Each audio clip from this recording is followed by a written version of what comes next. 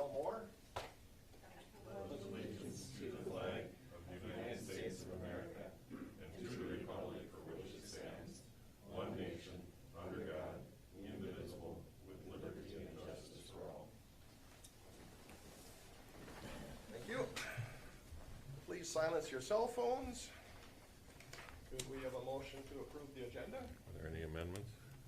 No amendments, just several handouts for items today. Move to approve the agenda. Is that to approve or improve? Approve. Oh, okay. Sorry. Must be your mask. You should have something that says put your mask on along with silence the phones too. Somebody gonna second this? I'll second. Discussion? All in favor say aye. Aye. Opposed? Passes.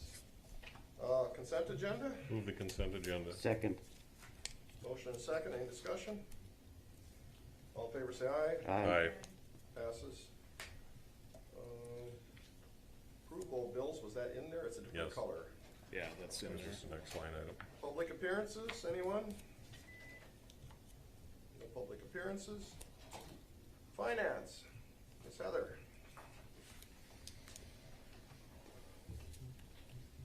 And now I'll put my mask back on, Jack. Good morning, Heather. And I'll take mine off. Good morning. Good morning, Mr. Chair, members of the board and staff. I'm here today to present a resolution awarding the sale of taxable GO capital improvement refunding bonds. You will recall we've been working on this quite a while, but this is a bond to refund the debt issued in 2013 for the Health and Human Services building and other capital improvement projects. Nicollet County is seeking this for cost savings. You were communicated with, kind of giving you a little summary of how favorable this worked out for us from Ryan. And we have Doug Green here today from Baker Tilly to present final results of the refunding bonds obtained yesterday. So I will have him come up and answer any questions that you have. Thank you.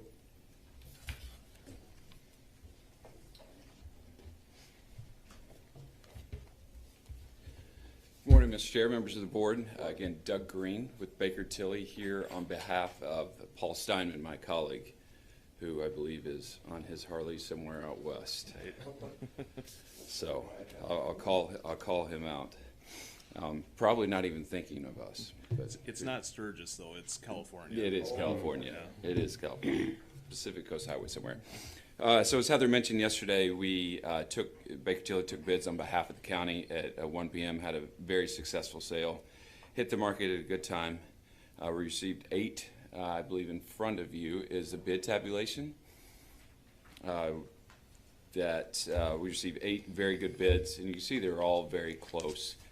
That's good. That's great in the sense that the market is just efficient. Everyone knew where the market is, and so we know we got fair market pricing on this. Sometimes you can get lucky, and an underwriter can make it a mistake, and bid the rates too low. But here in this case, from top to bottom, it's very little difference. The winning bid was by Piper Sandler, which you probably know them as Piper Jeffrey. Changed their name about a year ago, at a true interest rate of 0.86%. The true interest rate is the interest rate that we award the bonds on. You can kind of look at it as it's unlike our personal loans. It's not one interest rate. It's on an interest rate scale from year 1 to year 7. You can look at that as the present value weighted average interest rate. We take into account the underwriters discount the fee that they bid with. That is included in their bid. That is included in that 0.86%. So, I know you've been talking about this for a while. It's kind of hard to know when to pull the trigger on these things. It is somewhat of an interest rate timing. But the results of this is about $100,000 a year in savings beginning with the 22 budget. So total present value savings is around $667,000. So certainly good news there. Yeah, the reasons for the successful sale is just simply hit the market at a good time. Interest rates are, incredibly low for borrowing. But also, with this process, the county, with each time you issue bonds, the county has to undergo a credit rating review with Moody's Investor Service, and the county did that here, and the AA2 rating was affirmed. That's the third highest credit rating, which is just great. Very little difference between a AA2, it goes AAA, AA1, AA2. Just very little difference between AA2 and AAA interest rates. Really nominal differences in this market. I don't know if you have that in front of you, but it's certainly available. It's somewhat interesting reading if you're into that. I did read it before I came in. It talks about your very healthy reserves, very good liquidity, modest debt burden, and fairly good socioeconomic levels, for the area. So, all very good news. It shows that the financial management of the county is just in very good condition. Again, I know you probably got a bond lesson on the difference between doing a current refunding and an advance refunding. Really interesting stuff. It just worked out, as I was talking to Heather right before this, it just worked out well that taxable interest rates are so close to the tax exempt, and that's just the nature of the market, and the fact that everything follows the Treasury, U.S. Treasury, which are taxable. So those are so low, and so the taxable municipal rates are following that, and so there's just very little difference between that tax exempt. And we'll know in a year if it was good to do it now, but even if, we come back in a year and say, if we could have waited, the interest rates would have been a little bit better, it'd probably be nominal, the difference. So other than that, I would be happy to take any questions. Questions? Anyone? I assume Piper Jaffray, their rating is way up there as well. Right. Well, they're just the underwriter. They're pass-through. They're turning around and selling it to investors. With these big, what we call blocks, maturities, $1 million, I would suspect it's very hard to know who is the end buyer of these, but probably, local, I don't know if they're local buyers or not, big institutional buyers, property casualty insurance companies, and things like that. I would think they were able to sell them right away. Terry? Thank you for driving down. Absolutely. What must have been almost last minute notice. No, no, I knew. Oh, you did. I did Okay. know. And thank you, Ryan, and everyone for the work putting this together. I would support doing this. I don't think we should wait for better conditions. I think you're right. Any other questions, comments? Just a little background, I definitely think we should pursue this. When we started back in February looking at this, the net present value savings was estimated at $192,000. Right when we were ready to sell bonds in April, that number switched to a negative $100,000. So we backed out, then monitored monthly, and it slowly increased, and then this was actually far better than we were anticipating. We were hoping for about a $50,000 a month annual savings. We would have been very happy with that, so this worked out extremely well. Great. The true interest cost on the 2013 debt that we're refunding was 3.31%, so now we're down to 0.85%. So that's a tremendous savings on $7 million. Mr. Chair, I'll move approval. Second. Motion second. Any other discussion? Was there anything else you wanted to add? I think you summarized it very well. I'm gonna give you lots of papers, so. I believe it's a resolution. Yeah, it would be. Yeah, that's the question. It would be approving the resolution that's presented to you and the acceptance of the winning bidder, Piper Sandler. That's okay with the motion maker? Yes, sir. Oh, Jack. Jack.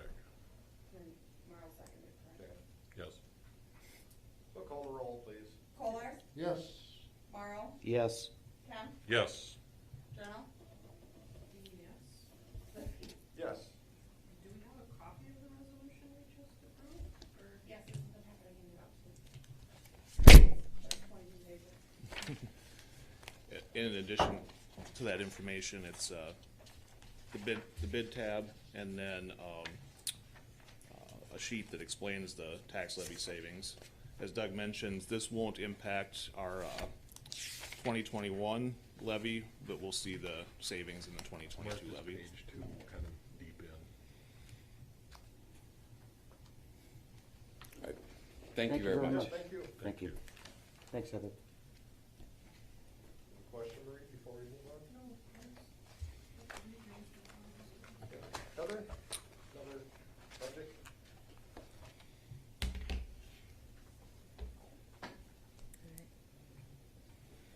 I'm back. All right, the next item we have is quarter two donations received by Nicollet County. Obviously, with the pandemic, things have been a little quiet, so we just have some loan closet donations this quarter of a total of $125. And I'd be looking for approval to accept those donations. I'll move the resolution. Second. Motion and second, any discussion? Mr. Chair, this is unusual. Yes, usually we have veteran services donations, but with the van not operating for a period of time, that definitely impacted that. I guess it shows the impact of COVID, right?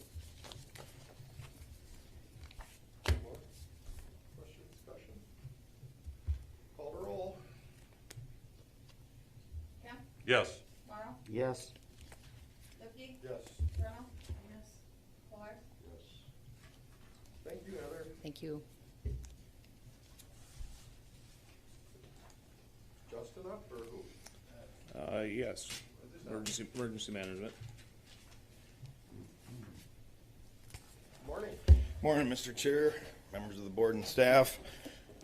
We're here for the second time this summer to formally ask for your approval of disaster declaration. This one from July 25th. We're sitting, it's relatively similar to the one from June 29th. We're at 156,000, give or take, in damages so far from the second one. Lafayette, North Mankato, Belgrade Township, Nicollet Township, West Newton Township, and County Highway are currently included in the second one. And I have already started the process with HSEM to schedule their damage assessment, and I have yet to schedule the one from June, so I'm not sure when that is going to take place. And the chair did sign the emergency declaration on July 31st to start the process. And just a reminder, the state does allow us to do after the fact approvals, just because disasters can happen anytime. Correct. I move approval of the resolution declaring a state of emergency July 25th, 2020. Second. Motion and second, any discussion? And what was the, like, 10 inches of rain in Lafayette? I heard up to 12 in Lafayette area. That was a pretty small area, but widespread 6 to 8 throughout the areas that were impacted. Guess I lucked out with 5 1/4. So, call the roll. Morrow? Yes. Kemp? Yes. Lipke? Yes. Journal? Yes. Fuller? Yes. Passes. Thanks, Justin. Thank you. Thanks, Justin. Cassie, are you next on the agenda? She is.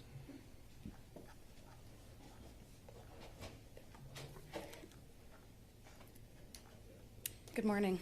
Morning. Morning. Cassie. So this morning I just have an update on the Nicollet County response for the COVID-19 pandemic. As of this morning, we are at 345 total cases in Nicollet County. Our local testing results are tending to take between 3 to 7 days on average, so we're always a few days behind in our case count right now. Our trends are continuing to show an increase for ages 20 to 29, and that's been over the last month or so. But really in the last week, we're seeing an increase in people ages 17 to 21. A lot to do with moving in for college, that age group, and that's very similar to the state data that's being seen. Our numbers for congregate living facilities have lessened over the last few months, but they do remain steady. With our regular increases and contact tracing being a 7-day responsibility, we continue to shift our internal resources back and forth between health and human services because we want to remain with capacity to provide this. We believe that contact tracing really helps our community and mitigates spread to the best of our ability. We do expect a regional model to go live in the fall. Right now it is slated for September. And in that model, we would be asked to contribute shifts of people to the contact tracing effort for the region. And it would again be 7 days per week. At that time, we'll be given the option of partnering with the entire region. So we would take cases each day that belong to us and then potentially any county in our region, or to partner directly with Brown County and have the two counties provide coverage for each other. If we partner with Brown County, we will have to provide many more shifts, but we will have that local control again and that ability to reach out to our community members and identify local trends much more quickly. When that model shifts, we will be reimbursed an hourly rate of $50 per hour for the time that we contribute to the regional model. So we expect we'll have more information on that in the next few weeks. Cassie, does that $50 come from the CARES? It is from state funding. And whatever time is not made available through local public health, they'll be hiring additional parties, students, or part-time workers to fill those shifts. If those funds run out from the state, we could use CARES dollars as well. Yes. Yeah, we're trying to determine who we would be allocating because we have so many things happening right now, and they're also requesting supervisory time. Any questions around the cases? I'm going to go over kind of topic by topic, so specific to cases or trends. How resilient has the software been now that you've been doing the contact tracing? We saw a demonstration of some of that at our public health meeting, and has that been pretty stable and the follow-throughs? The new software? Yeah. The new software is a little bit more difficult to work with. Because you were doing originally RedCap, right? Yes, and RedCap was very easy. We could open it up and it kept kind of a running tab, so I could open it up right now and tell you what our cases are at. This system has certain times of the day that it prefers you to run reports, and it queues them and reports them to you later, so you can't just grab a point in time quite as quickly. So we're asked to run reports by the day and then take that data and put it back into our own spreadsheet to keep a total count. And you're able to transition that, or do you have to manually go back and enter it all? We manually enter in our own Excel spreadsheet. So now that we have so many cases, identifying these demographics takes a couple of hours every week. So I think it's definitely doing what it needs to do, and I think it's probably more helpful for the people entering the interview information, which is very important. It stays consistent then, right? Yes, Yeah. It's more of that reporting capacity that we keep dreaming for improvements in. Sure. Thank you. Mm-hmm. Okay. For congregate living facilities and workplaces, we continue to provide support and technical assistance to those facilities, and then workplaces that have 3 or more cases, which we can classify as a cluster. We continue to provide support to the National Guard and long-term care facilities for the testing of their staff and residents. Right now, that's at minimum of once per week. The National Guard is currently coming down to these facilities to test once, and if there are no positive cases, they don't come back. They have local public health go assist with the testing. So right now we are trying to focus on training facilities in that first round of testing so that if we go back, it's to support them rather than test, and so that they have sustainability to continue doing their own testing. If there are positive cases, the National Guard comes back again at day 7 and day 14.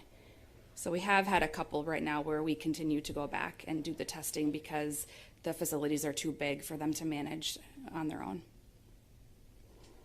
We also continue to be available then to process and determine a response at these facilities when exposures occur. That's it for the congregate living. Can I ask this question? When does the Guard leave us? It's my understanding that they were probably not going to be deployed after September. We do have a schedule with them, I think, through September. So then the strike teams will be doing that, or that isn't clear yet? I wouldn't say it's clear. It changes pretty regularly. I think we assume strike teams will take on when we know that there are cases and that they know that they're spread. We have a lot of facilities who want to continue testing, even if it is maybe additional to what the recommendations are. At times we've wondered, is that the right choice to continue testing all staff and residents every week? But then we have seen that they'll go a few weeks with no cases, and then when they do the testing, they do catch it, and they are able to make some process changes in their facilities, and so that certainly slows the spread. It's very taxing for individual facilities to keep that up on a weekly basis, though. Where are the tests being processed? Is that all going through mail, or are there alternate providers doing the testing? They're processing the swabs. I believe those are still going up to MDH. So we had some facilities that received testing kits in the mail to test on their own, and then they were picked up by a courier the next morning. Okay. Thank you. Mm-hmm. Okay, so for schools, so as you know, we recently were tasked with assisting schools now in preparing for the fall, which includes consulting on their safe learning plans and reviewing our 14-day case data. We assume the shift in responsibilities will be rather large for us, at least for these first couple of months. And our school nurse is going back to her role with Nicollet Public Schools and the other 6 districts that she serves. So we are currently, and we are also down 1 public health nurse at this time as well. So again, continuing to shift responsibilities and leveraging our human services staff at this time. So our 2 public health nurses are currently assigned to schools. And that will be their primary responsibility in addition to the congregate living. We did hold a school-based partner meeting last Wednesday after the guidance came out. We had a lot of really good discussion around PPE needs for schools, what their processes might look like.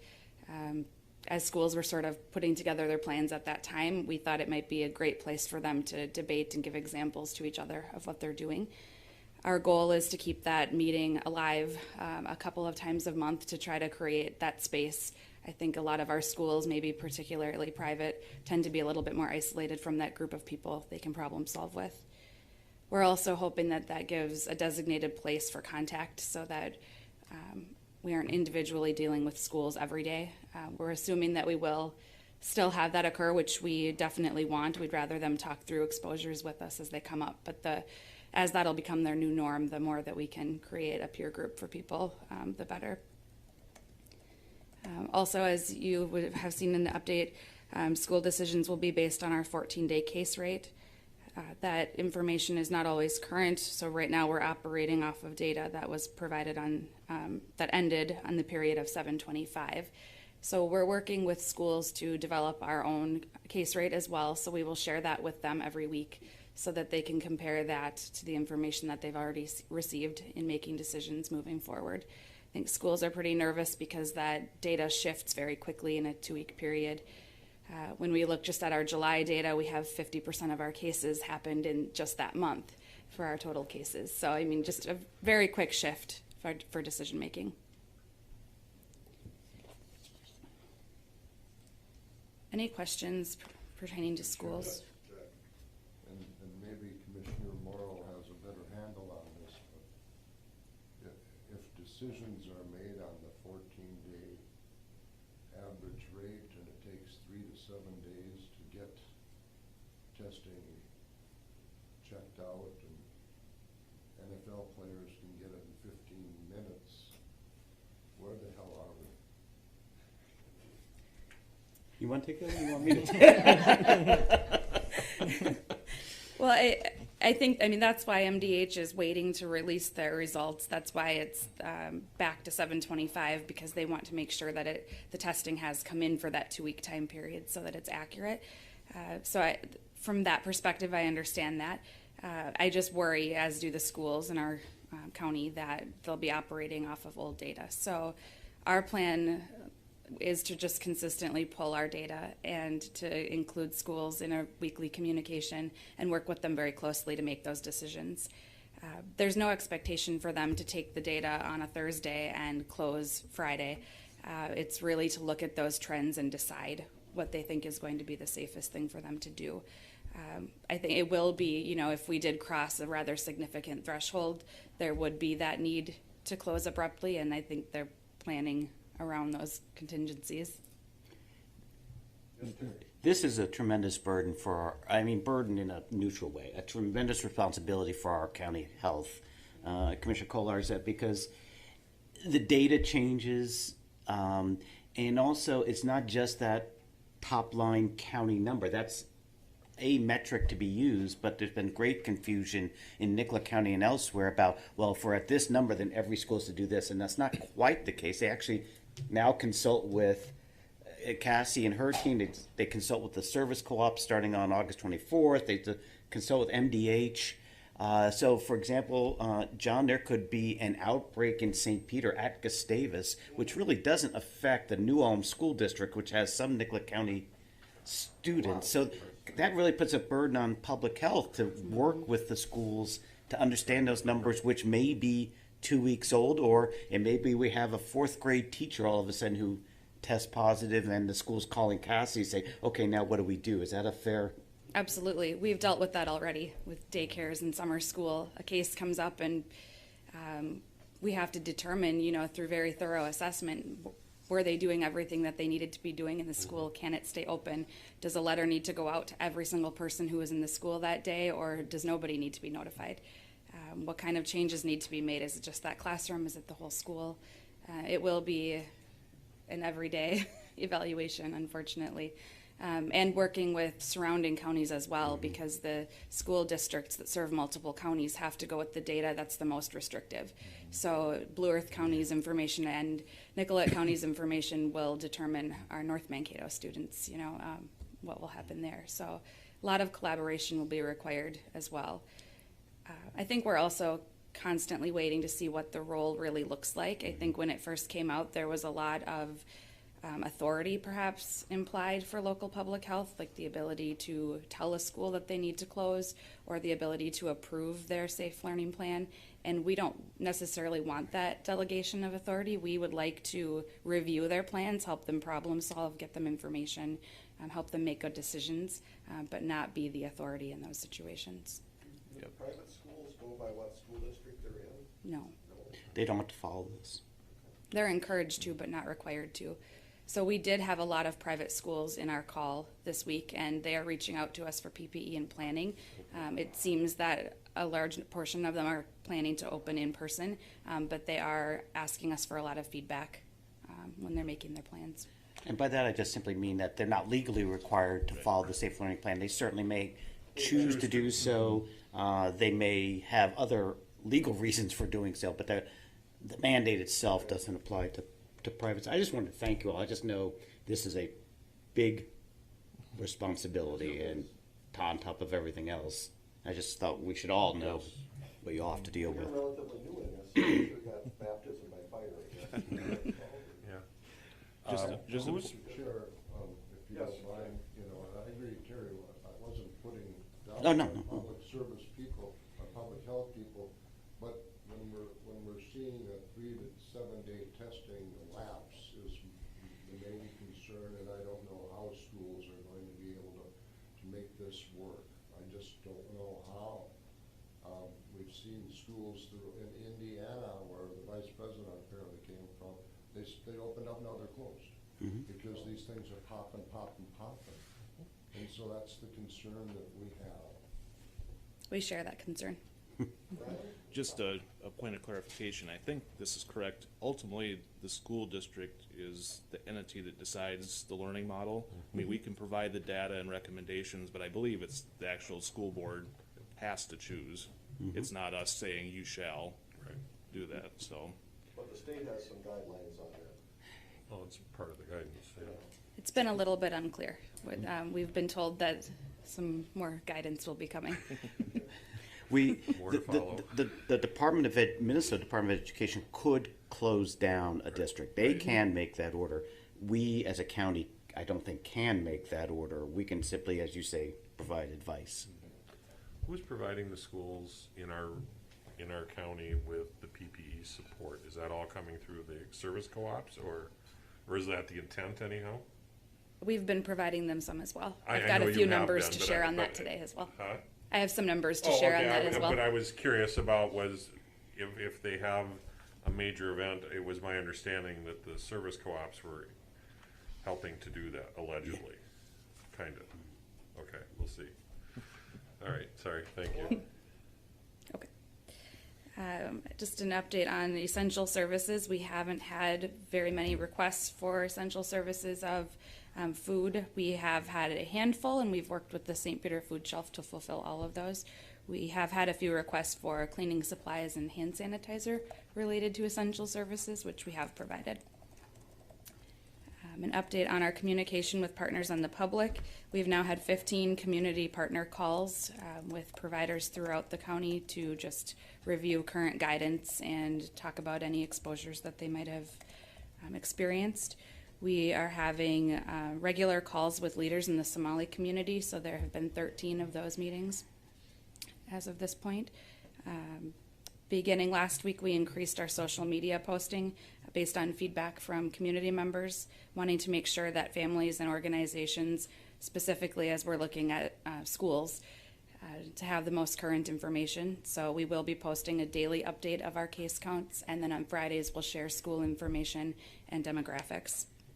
We will also then this week start a weekly email to school administrators with some case demographics, trends that we've seen throughout the week, that kind of thing.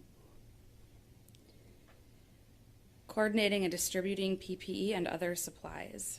So that continues to be a significant part of what we are doing, and we'll talk a little bit more about what that will look like in the future when we talk about the CARES funding requests that we have.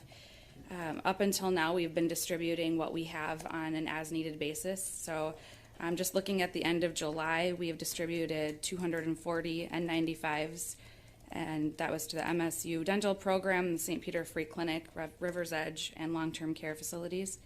We have distributed over 6,000 cone or surgical masks, 175 to community organizations, 1,700 to long-term care, 50 to the Free Clinic, more than 1,800 to faith-based organizations, and that was a little bit unexpected. I think we've sent out some guidance to faith-based organizations, and we had limited response at the very beginning, and then people started reaching out to us and asking for more masks, more guidance, and so that's been a good relationship across the county.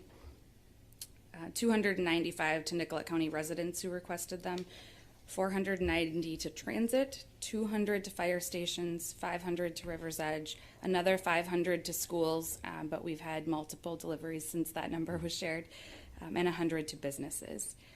We also provided fit testing for 3 congregate living facilities as well as our county staff. Any questions around PPE or supplies? As you anticipate more PPE product, because I'm assuming your office is still gonna be doing some other push out, are we gonna have enough physical space to store this, or do we need to accommodate that in a different way? We've been having internal conversations about that as we start mass ordering. Right now we're ordering, assuming that we'll be involved in mass vaccination at some point, so ordering those supplies. We have facilities requesting hand sanitizing stations or hand washing stations, so we're ordering some of those items as well. So you're right that space may become an issue. Right now we have some locked closets that we've been using and inventorying all of our PPE. I think we're looking at using some of the basement that's still available in HHS at this point as well. So for the foreseeable future, I think we'll be okay with space. Good, thank you. Yeah, so you're talking about mass vaccination. What effectiveness does a vaccine have to have before they'll send it out to the public? Does it have to take care of 50% of the cases, or 80% of the people, or 90%? I'm not sure what they're using to determine when that will be ready at this point. We don't expect that to be in the near future. We're just, while we're ordering supplies and they're available right now, we're just trying to make sure that we're prepared. They figure out it'll work on 8 people out of 10 or whatever.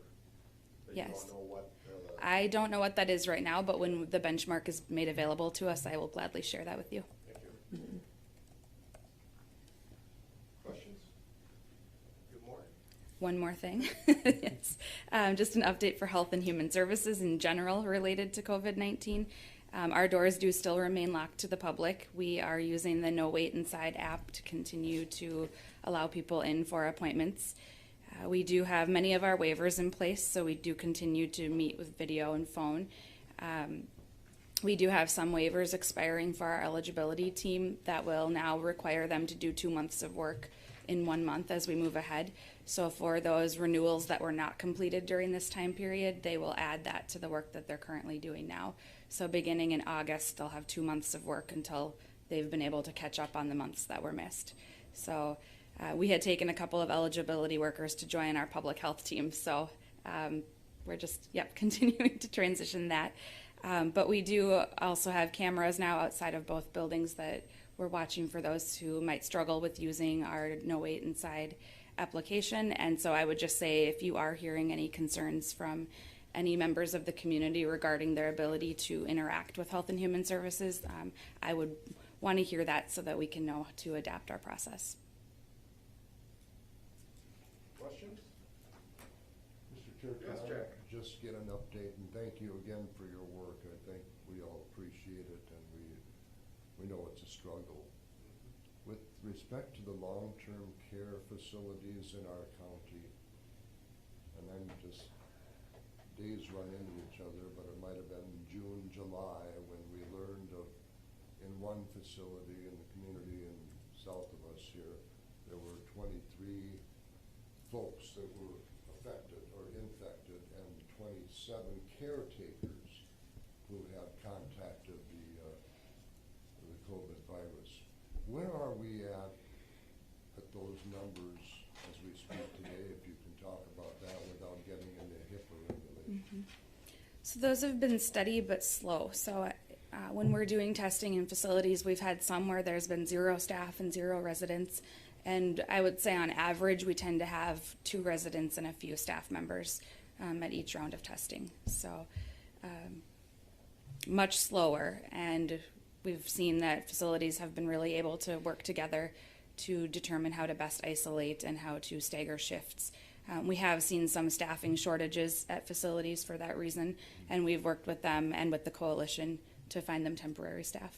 So if I could just, if that 27 number or 25 number for round numbers of caregivers in that one facility was that number then, is that still that number now, or have those folks needed to be quarantined, needed to be not working? So I can't speak to the individual staff members themselves, but when that happens, they are able to quarantine for a specific amount of time and then return to work. If they're working on a COVID-specific unit, if they are feeling well, they're able to return sooner than that, depending on how the agency has their workflow set up. I would say right now, we only have one facility that is struggling a little bit with staffing, and that's just because of the number of needs at the facility, not because of a large number of staff being out of the agency. And this may be an unfair, Mr. Chair, if you'll allow me. When the state took this upon itself to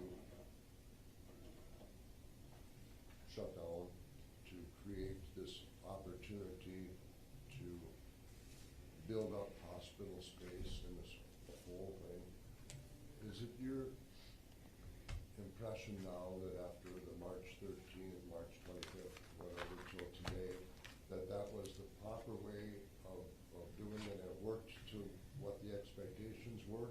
Or should we believe all the many epidemiologists on Facebook and Twitter that it didn't? I'm not sure how to answer that question, honestly. I do think locally we've seen that our capacity to have people hospitalized has been adequate at this time. It does seem that things were slowed down, and we've had some recent upticks in July, but I would say in the last few weeks it's been steady. So Cassie, the St. Peter congregate care housing, has that been a lot less problem than North Mankato? Not all of the congregate living in St. Peter has gone through the testing yet, so it would be hard to compare. We definitely have had a couple more facilities that struggled more than others, but at that time testing wasn't available until you already had cases, at which time you already have spread going on throughout the facility. Now people are being added to the schedule regardless, and much more opportunity for early intervention. Well, and Jack, my son and daughter-in-law got tested and they got the results back in like 20 hours, but they had to go to either Shakopee or Burnsville. 20 hours? Yeah. Any questions for Cassie? Terry? You gotta come up with something. Okay, thank you, Cassie. Thank you. Thanks, Cassie. Thank your staff for excellent work, and we Yes. know it's a challenge, but we appreciate their efforts. We genuinely do, and our citizens also do. So thank Keep you. up the good work. Mr. Chair, I would recommend that we jump around a little bit Yes. here. We could go to chair and committee reports, and then Okay. also do the drainage authority, and still have our break before our 10 o'clock scheduled. So we can move the MnDOT drainage presentation. authority up, that's fine. Yep, we Okay. could recess and go to that. That'll leave just MnDOT and CARES Act funding Okay. for 10 o'clock and later.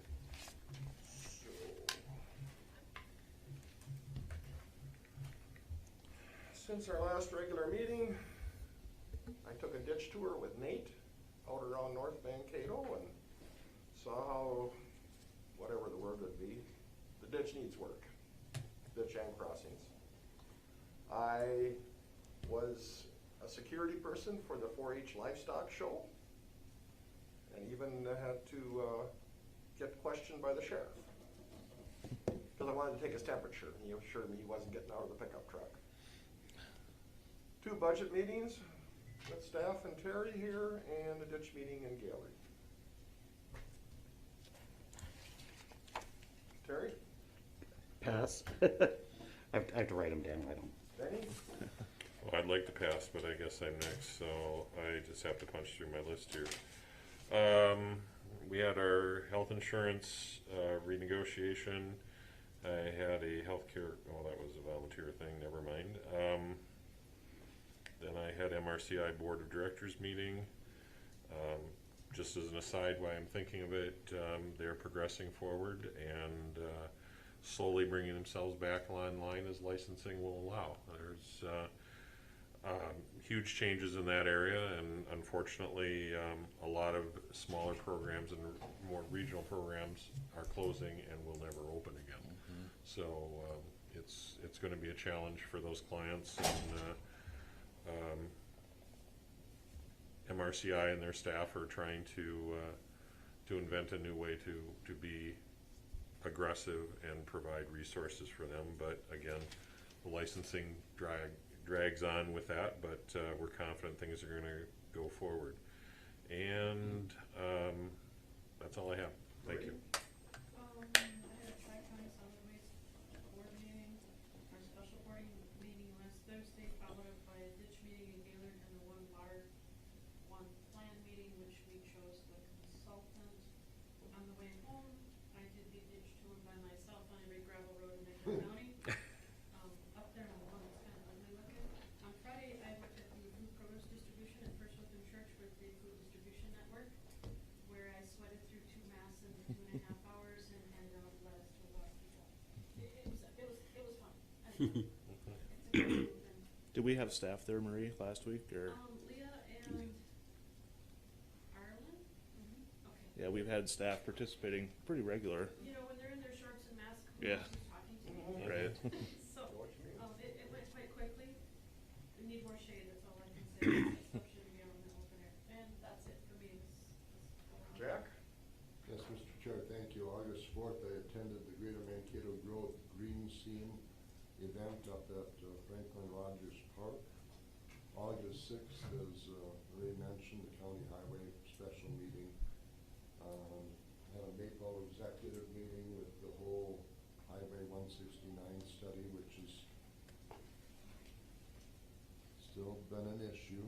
August 10th, the TDS meeting, and then today's county board. Terry, are you ready? I am. The budget meetings that were mentioned earlier, insurance meeting, and Maria, we got an email from Leah about the numbers from the. Yeah, and I left because there were too many bodies standing around and I was running out of dry mass, but it was crazy. It's remarkable. The 154 households were served. still close to the average that were served last year. There were donations of pears and squash and the like from local farmers, which is nice. And Leah mentions the next distribution is on the 21st, and they're looking for volunteers. Ryan, can we go to commissioners and commissioner meetings and conferences? Right, no meetings or conferences, of course. Marie is holding up, I think you all did get a card. Is it from ISG? I just registered for it too, it's pretty slick with the, Yeah, they've held these in the past. Of course, this will be virtual, even better.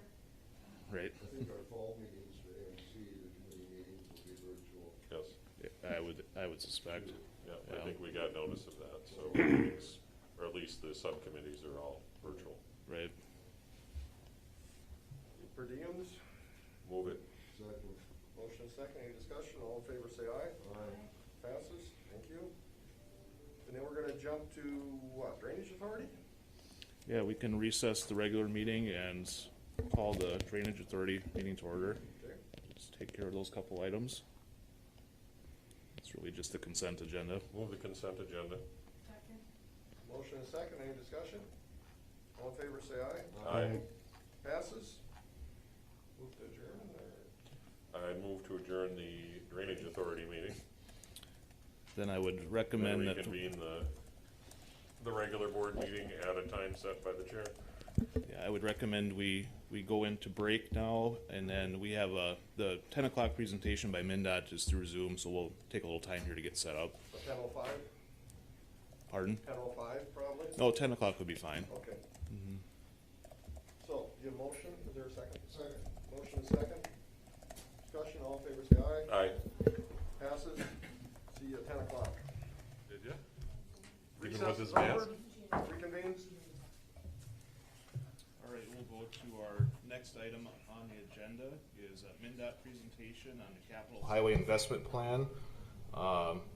We've got some folks here from MnDOT to present. Can everybody hear me okay? Greg, can you hear us? I can hear you. Can you hear me? Sort of. Yeah, you're a little light on the microphone. All right. How about now? That's a little better. All right. I'll try to project. All right, we'll turn it over to you, Greg, and we'll let you get started.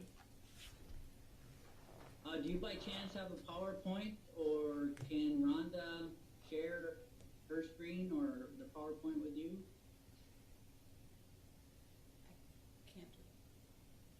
She's Share got- my screen, as long as I have the ability, let me make sure that provided me that option. Can I also have one other MnDOT person who's waiting to be let into the meeting? It would be Ann Wolf. Can you see if there's somebody else out there that you guys are waiting to let in? Yeah, we're letting And him in Wolf here and maybe now. Peter, Wonderful, thank you. and then Peter. There's Peter. All right. And as of right now, I do not have ability to share. It says the host has disabled participant screen sharing. So if you guys can give me the ability to share, then I will bring the presentation up. You should be the host now. Wonderful. Say that again. She's got it. It's coming. Oh, another motley crew. There, we can see it on our end. Wonderful. Can you see it okay, Greg? Yep, I can. Great. Let's go ahead then. All right.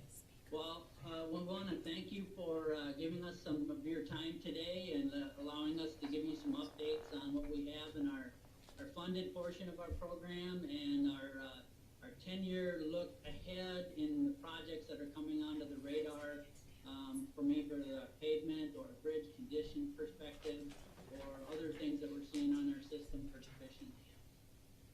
Next slide, please. So we'll talk a little bit about the overview, what's coming into the program, a little bit about what next steps are, talk a little bit about where we're at in terms of funding from both the state and the federal level, and then we have a lot of projects, a lot of little things that are going on in the area, and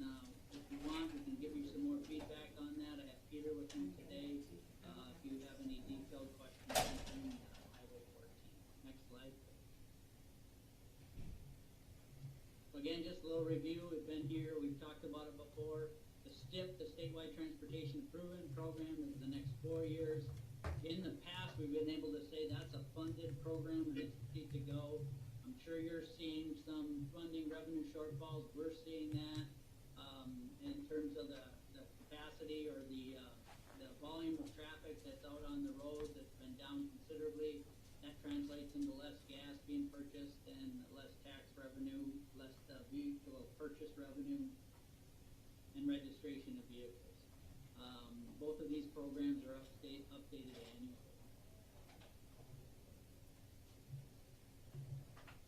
So just a little bit about, our funding. We've also shown you in the past how much our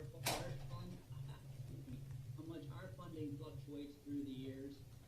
Again, when you look at the bottom portion of that, those bars, that's some of the internal dollars that we use, again, to deliver the program, to hire construction, or to hire consultants, and to manage the construction program itself. The one that I don't usually represent very much is that BART funding for pavement and bridge. I know that you've been hit hard with some of these recent rains, these heavy intense rains. We have been also. We have 6 open contracts, or we have 6 open erosion projects that we need to get wrapped up here before the end of this season. We're about at $1.5 million of additional revenue that's going to be required in order to do those projects. So we're having to look at our program as it exists today. We'll talk about it more later, but there really isn't any additional money this year. In the past, there were some monies that you might have saved from a project or other projects, and you could reach out and get those dollars. They're just not available this year. You are seeing that fluctuation in our program out here in 2024 will be below $60 million, which we haven't been here for quite some time, but you also see out in 2029 will be in excess of $130 million. So that fluctuation more often than not represents the large volume roads, the roads on the NHS and the ones that are managed statewide. Next slide, please.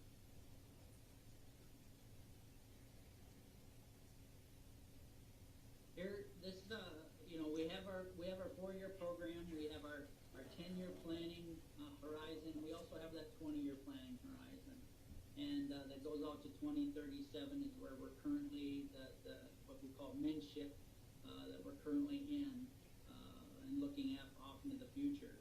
What we wanted to point out here is just looking at the transition of dollars and where they're being spent off into the future. The far left-hand column of 2018 to 21, they're just under 34% and just under 17% bridge, 34% pavements. And you can see in our outgoing years, in order to meet the needs that we have going forward, we're going to be increasing the monies that we're going to be spending on pavement up to just under 53%, and then we'll be reducing our monies that are going into bridge.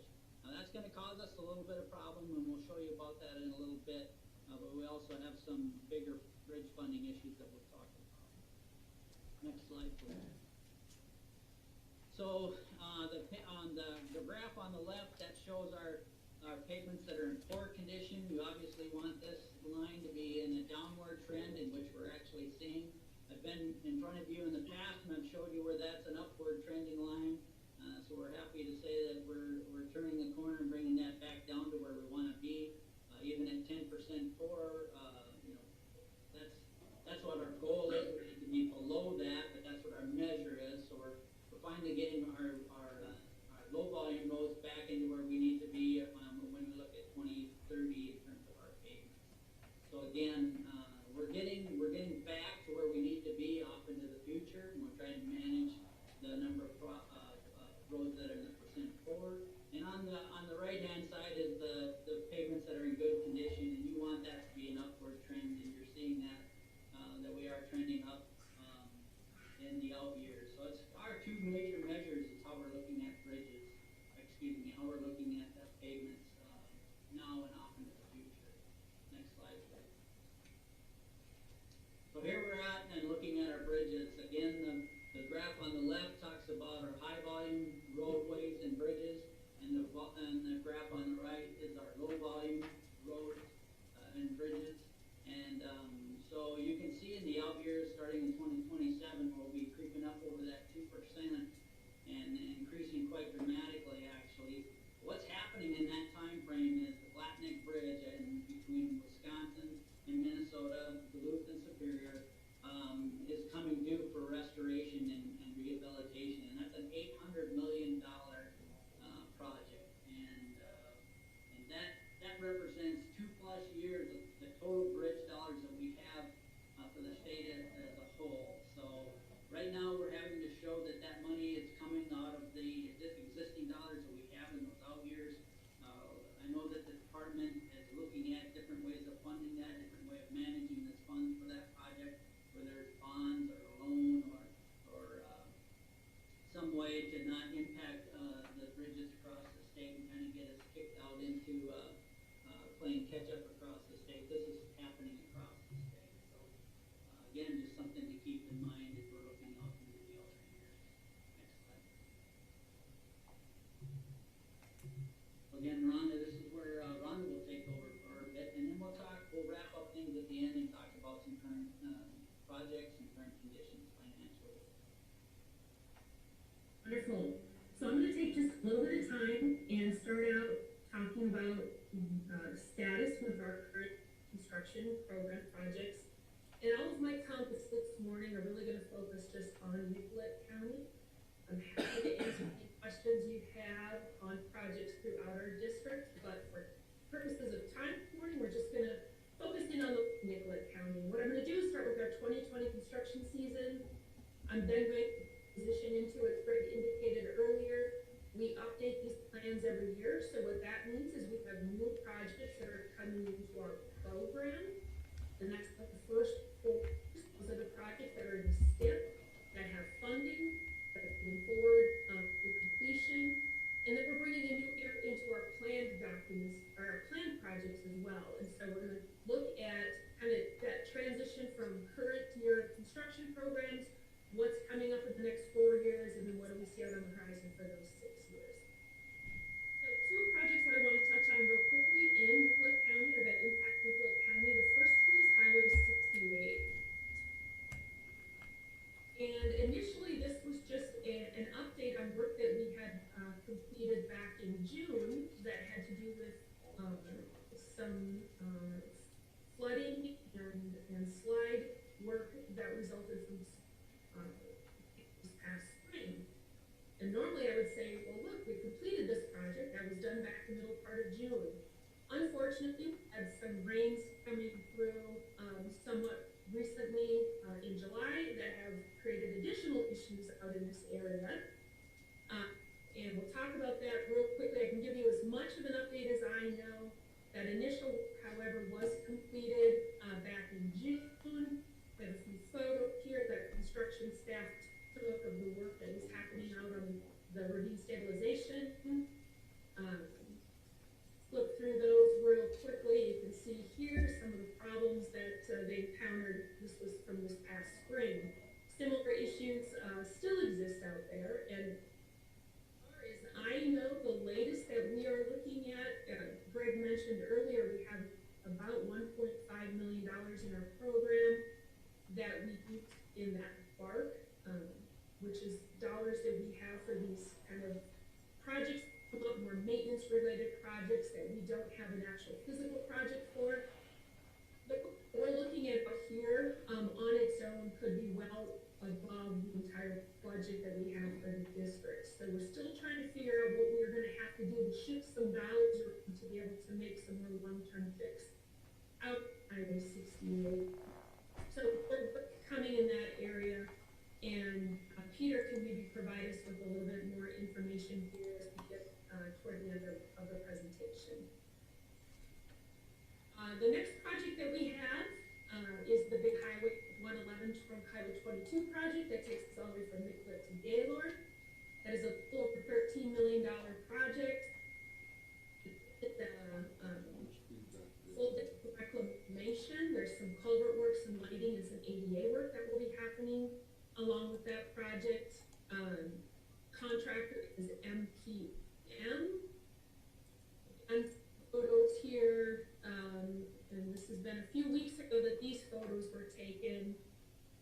My understanding is that kind of our stage one work is done in this area. So the milling, the full depth reclamation, the stabilized full depth reclamation, all of that work is complete. The base course paved through Nicollet to near CASA 1, and the wear course was underway up to about Nicollet County 5. We're supposed to begin stage 2 work, I believe this week, so you may be seeing some of this starting on Monday. I believe the traffic switch has happened in this area. The stage 2 link should have started.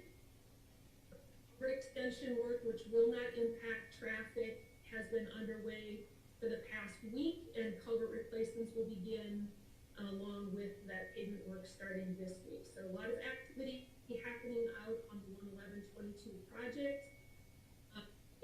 There have been some weather delays on this one, so they're not sure. If you recall, I had the September 26th as a potential completion date. It does look like maybe a little bit more into early to mid-October based on current schedule. But it's scheduled to wrap up yet this fall. All right, so then that transitions us into what are we looking at coming into the program for our new year in 2024. What projects that we have, and if you recall from Greg's slide, when it showed the bar chart with our funding, 2024 was our low year. So that's the year where we're a little under $60 million for the district. So not a lot of projects coming in 2024, but we do have, you can see on Highway 4, we have a project that was stretched from roughly Sherburne all the way up to Highway 60. And this project was originally in 2022, but due to some program changes, it has been pushed out to 2024. I guess Highway 60 in Lake Crystal. But the two probably of most interest to Nicollet County are the projects you can see up here. Really small dot here that you likely will not see very well, but you have the maps, I believe, so please reference those. But what we're looking at here is an intersection improvement at Augusta Drive and Highway 22. So north of Nards, where the Quick Trip is located, there will be a multi-lane roundabout located at that intersection. And then just north of that, where Riverfront Drive comes out onto Highway 22, that section all the way up to the River Bridge is going to be a pavement preservation project. The scope of that is still being determined. It looks like right now there will be some 3-lane sections along with that preservation project, in addition to a number of right turn lanes, left turn lanes. We'll have a better handle of the scope on that one, probably as we get closer to the September or October time frame. So those are the 4 new projects coming in 2024. And so what we're doing now is just take a look at what's that whole program look like now for the district. Again, just focusing in on Nicollet County. What I want to do is take at the map on the left-hand side. When we came out and presented to you last year, this is what our program looked like. And then the map on the right is what it looks like with our current update out that we're out presenting. So just looking at that comparison, a couple of notable changes. We added the Highway 14 4-lane expansion project into 2022. That will be a 2-year project, so they'll span over 22 and 2023. We did, you can see on the left-hand side, the left map from last year, we had this identified as a 2021, but that was just a pavement preservation project at that point. We now have it identified as a 2022, and this will be the 4-lane expansion. We'll include the 2 new interchanges, one at CASA 37 near Newton, and then one at CASA 12 near Portland. We are working right now on trying to identify some funding through a COLA federal grant programs and a federal loan program to help offset that $74 million price tag that goes with that expansion. The other change that I want to note is on Highway 22 from 169 to 111. That was in our draft program initially.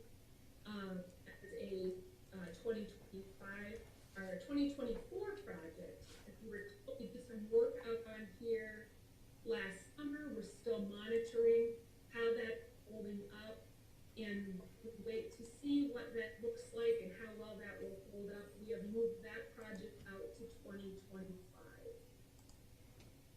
Remaining the same in the program, we have on Highway 169 and 22 on the south side of St. Peter, we'll be doing some intersection improvements at two different locations.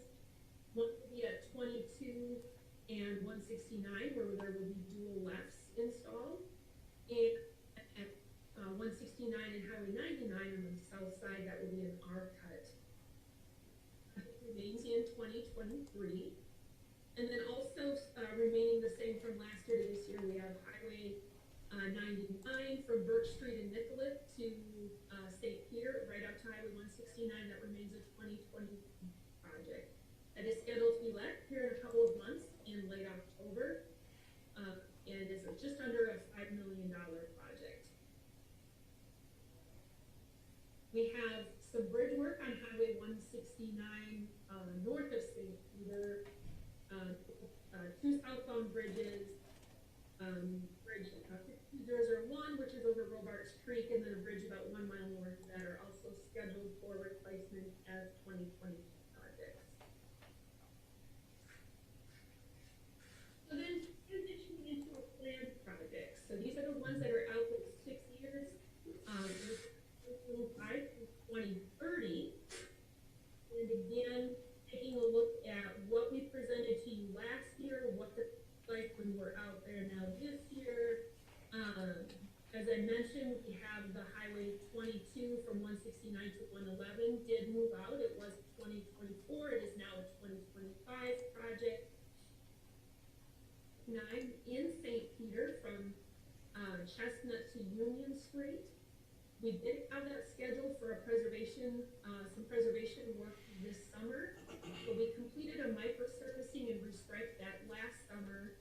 And because of that work, we were able to push that one out a little bit. We've been working with the city. That is looking like it will be an urban reconstruction project, and that has been pushed out to 2025. Remaining the same from last year to this year, you'll see some work down here on 169, and the entire length of this project actually starts at about the Riverfront Drive bridges in Mankato, and it will go all the way up to Lake Street near Happy Chef. That project still remains a 2027 project as of right now.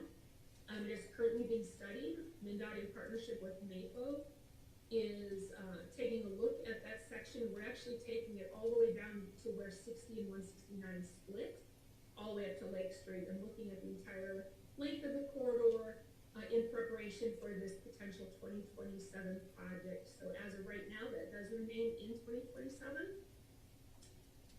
Maybe also of interest, but not necessarily a direct impact to the county, you can see up here on Highway 19, Gaylord to 169, that did move out from 2025 to 2026. You can see over on the map on the right.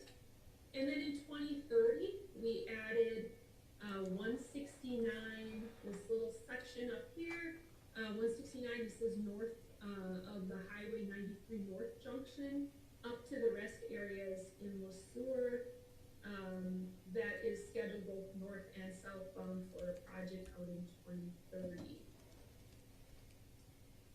So before we transition on now, Greg's going to wrap up with a few legislative updates, some funding comments. Any questions on anything that you saw, whether it was in the program projects that will now be between 2021 and 2024, or those planned projects out in 2025 through 2030? Any questions on any of those? Except the second. Sorry. We're getting some feedback here, sorry. Rhonda, looking at the Highway 14 expansion, I know Nicollet County has to provide a local match. Any estimated time frame of when that is gonna need to be provided, and do we know, or when will we know how much that match is gonna be? I know it's probably vague, but if you have a ballpark idea? Peter, you wanna take that one? I know you're well versed in what's happening with the Highway 14 project. You bet. Yeah, so we're looking at letting the project in the fall of 2021. So a year and a few months from now, let's say about 15, 16 months from now. At the time of letting, prior to letting it, we would engage in an agreement with you, a cooperative construction agreement. And so we would need that signed prior to advertising the project. And so then when we get the bid is when we would actually send an invoice for the full amount of your participation. And so you would expect to get that at the end of 2021. And I believe it's 90 days to provide payment. And then when the whole project is done, we settle up again. Now, our project manager, Zach Tess, has been coordinating very heavily with Seth on the particulars of this. The last that Zach and I talked, we're at that $3.5 million number for a total contribution towards these two interchanges. And you know, as we get into some additional estimating, I think really we're going to be shooting. That number is a good one to be planning. In fact, we're committed to not going over that number for you all. Like, we recognize that's a big commitment from the county. Likewise, we anticipate though being at that. We're planning on that with our estimates, and we think we're pretty good with our estimates. They've held steady through a couple of different iterations. Brian, thanks for And I know asking. Seth has submitted an application for our current solicitation for TED funding. So MnDOT out of our central office has a program, the acronym is TED, it's Transportation and Effort Development. And I believe Seth has submitted an application to help cover some of the local costs on those. There's still some question about its eligibility for the program, but Angie and Sam from the office have been working with central office to try to clarify that. So we'll know whether or not this project is selected for TED funding, probably sometime this fall. We'll have an idea of which projects are selected. This is John. Ryan, we were planning on using reserves for that, is that correct? Well, hasn't been decided Okay. yet, but, yeah, well, thank you for that answer, Peter and Rhonda, and so will you provide a updated schedule, next year then, when some of these dates are more definite? Yeah, we not only will we be providing it next year, as we move along here through the development of the project, by all means, we're always available anytime you just want to call our project manager in for one of your board meetings, even if you just want a 15-minute update or something. It's a big project and there's a lot going on in the development of it. Zach and Seth work very closely, but understand, like, getting the information all the way through. Sometimes it might be just handy to pull him in. And yeah, certainly at this time next year, we will be very specific about our date that we'll have the letting. In fact, we'll already be working on initial drafts of that agreement.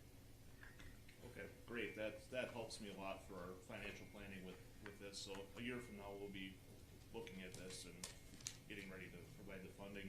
I think, Commissioner Kolarz maybe has a question regarding. Ryan, thank you for asking that question about our local funding, and I don't know if I heard you correctly, the state action to guarantee the federal money, is that still solid? Yeah, a little bit of an update on that. So you probably heard, what was it, about a month ago, 6 weeks ago, we found out that we did not receive money from the infra grant program. And you know, we know on a project like this, we're kind of a long shot. They look for projects with huge, very high benefit costs, and then some political sorts of benefits also. The good news is this project did make it into the Secretary of Transportation, along with a number of other projects for review. Unfortunately, we didn't get funded, and none of the projects from Minnesota did in this last round. We have outstanding build grant application. They'll make the determination on that here in September-ish. Once again, we just don't anticipate seeing that the projects that make it. I think it's kind of a long shot, but we've put forth the best effort we can. The sure thing, or virtually sure thing that we do have going is a loan through the TIFIA program. And the TIFIA loan, this is what the governor was out in Nicollet just before the start of us all having to be separated because of the pandemic. And he announced having this plan put together. So what we're going to do is draw on various funds from around the state to bring to bear on the project. And then the difference will be made up through this TIFIA loan. And what it allows for is a loan that depending on what our final estimate is on the project, it'll either be at the federal interest rate, which is at 1-point-something%, the last we checked, or half of that. And so it could be as low as somewhere around 0.75%. So over the course of paying that back would be about $5 million is all it would cost us over many years. It's a great program. I mean, that beats inflation. So we've had several talks with the US DOT. They have all but guaranteed us the money. They've been very expressive of it's a great project. It's a different sort of project than they normally get. Usually they get the multi-billion-dollar toll lane kinds of projects from this program. So they're very excited because there are components of it that are about rural projects and smaller, but they just haven't gotten people to bite on them. So they assure us that there's more than enough money in the program for us. And really the questions now are just do we qualify for the good interest rate or the super good interest rate? And then it's doing the paperwork. Depends on our bond rating and things like that, but we're recently announced that we're still really strong here in Minnesota. So because of that, although the money is not in hand, we view it as the money is there. That's a funding stream we can rely on. And so we are 100% committed to delivering the project in the time. Hopefully that answers your question, Jack. Any other questions from commissioners before we let them? More questions? Anyone? Well, Peter, I will be calling you about a constituent who has concerns about it, but we'll talk about that on the phone sometime. Could you repeat that for us? I couldn't quite hear. Peter, I will be calling you sometime. Commissioner Lippke will be calling you about a constituent concern. Yep, and I owe you a couple of calls back. Oh, you do? That's right. So different. All right, we'll let you, I think Greg was going to give a legislative update. Oh, okay. I'll just wrap up. I have one more slide and I'll turn it over to Greg. This is a real quick, our next steps from a planning perspective. So, when I shared with you our projects that are in the CHIP, those projects that are in what we call year 5 and 6, so that's the first 2 years of the CHIP, we will go out and be meeting with those communities to help us prepare an appropriate scope for those projects. So we like to get out, meet with the community, find out what their issues, their concerns, their needs are, identify where we may see some future development. Do they have a school referendum that might place the school somewhere along one of our roadways? Anything like that that will help us to be prepared to put together a scope of work for those projects as they move from our CHIP or our planned years into our STIP, into our program projects. So those happen late summer into the fall. All of those scopes that we submit go to the project managers. They also are receiving scopes from, or scoping worksheets from the other areas in MnDOT, so our hydraulics section, traffic, all these other areas. And then the project manager uses all that information to put together a final scope those projects. We then will know which projects make the cut, which ones will move into our program sometime around that late March, early April timeframe of next spring. So those are our next steps from a planning perspective, and I'm gonna turn it over to Greg for a few updates, and we can let you go. Thank you. Again, thank you for having us here today. Wanted to kind of wrap up a little bit on where we stand on the federal revenue stream and also state the issues that we're having. I know everybody's having with the impact of COVID-19. The federal FAST Act will be expiring here in September of this year, and if you followed in years past, when there isn't a bill that they can vote on or agree on going forward, they've been offering continuing resolutions in order to keep it funding at least in the same level that was funded in previous years. So it's just a risk out there, but we anticipate they'll continue to fund us at the federal level with continuing resolutions going forward until the package can be prepared and voted on and accepted for our future. Those individual programs, they are about 5 years in length, and this last one was $305 billion. So just kind of a point of reference. You might be well aware that we saw a definite reduction in traffic across the state, particularly in Metro, and by as much as 30%. And so our gas tax revenue is going to be reduced at least in this next fiscal year, and it probably have ripples into the following fiscal years. We're looking at a $400 million loss in revenue. At least we were when we first got started and made our first prediction. Traffic has increased, as you know, so we're going to be getting another forecast update, at least to where we stand here at the end of August versus September. And then, as you know, we get a legislative kind of financial picture in February of each year for budgeting purposes for the legislature. So we have that coming.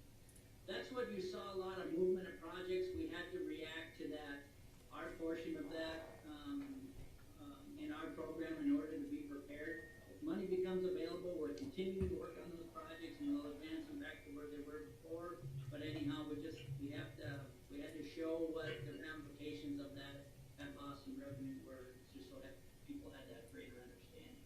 We've already talked about Highway 14 expansion. I want to thank you, the county. I want to thank Seth for all your support and working with us through the years to bring that project to where it is today. We're committed to delivering that project and getting that last segment done. So I just want to offer my sincere thank you for the support that you've given financially in both support and with the public and with our engagement activities. So we do have a lot of things going on. We can talk about them. Well aware of, we have other things that are, if you have any questions about the Highway 14, where we're at specifically about any one of those locations along there, we can let us know. We can do some follow-up with you so you have that awareness. We're actively working toward getting our construction limits accomplished, and we're on a parallel course of getting our right-of-way documents prepared so that we can be making offers and hit our timeline for letting in next fall. Again, you probably saw in the newspaper this morning, we are, like you, are struggling with some erosion from the heavy rains. 169 came to our attention over the weekend that there's a failure on downstream or the inslope northbound lanes on 169. We had to put up a temporary closure of the shoulder and then the driving lane so we can get out there and take a look at that, just for your awareness. We have that going on. I recognize Commissioner Lupke that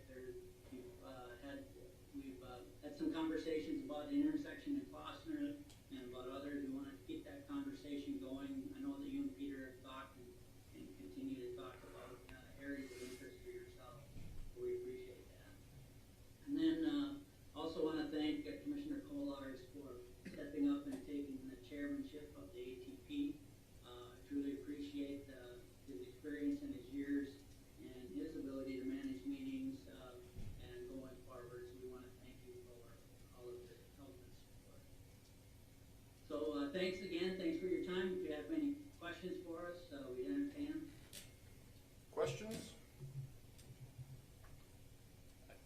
I think we all realize we can call you folks.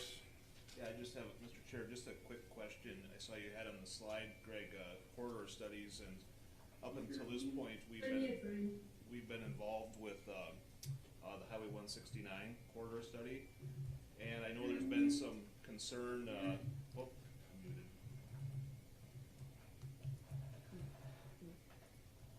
Sorry, I was muted. It was great, I'm certain of it. You would think after 5 months of this, you would think I would learn to shut the mute off, but I saw you had on your slide, Greg, corridor studies, and up until this point, we've been involved with the Highway 169 corridor study. And I know that there has been some concern raised about Nicollet County's participation in that. Just wondering from MnDOT's perspective, your thoughts of Nicollet County's continued participation. You know, there's no question about it, you know, that from the DOT's perspective, that we welcome participation in Nicollet County. That road corridor is vital to your economic base throughout your counties. We totally understand that and appreciate your input.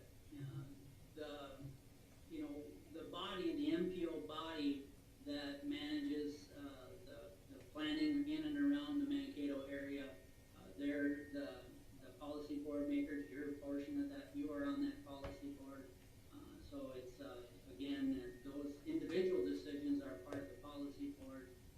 But again, as far as the DOT is concerned, everybody that can be involved within those planning boundaries, we welcome that. Everybody brings good ideas to the table that we can have good conversation about as we go forward. There's a lot of investment that's going to happen over the next 15 to 20 years in excess 169 14 corridor, $70+ million. So these are investments that need thorough conversation and understanding of how they'll impact the people. Great, thank you. Yes, Nicollet County certainly is interested in the collaboration and working with all the partners in that corridor, so appreciate that. Any other questions? Any from questions? commissioners? Thank you very much. All right, it looks like that's it. Thank you, everybody, and we'll stay in contact with these projects. All right, thank you. Thanks for your time. So Ryan, we're gonna go to the CARES Act, unless, would we like a 3-minute update from Seth on the projects in the county? Sure, I think we've got probably some more on 14.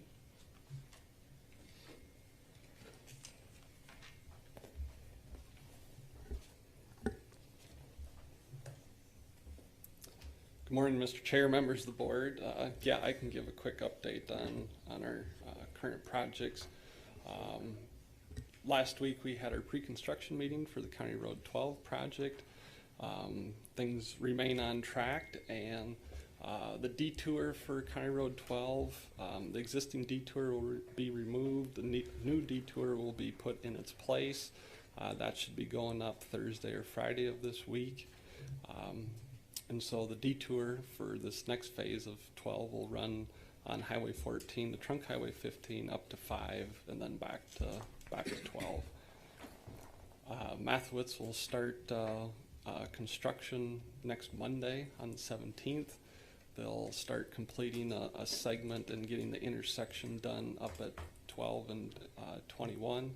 That's one of their first priorities, and also they'll be starting their muck excavation on the flooded portion, and that'll take a significant time to do muck excavation and placing geogrid and rock in to get up and out of the water. So we're excited that that project's going to get going.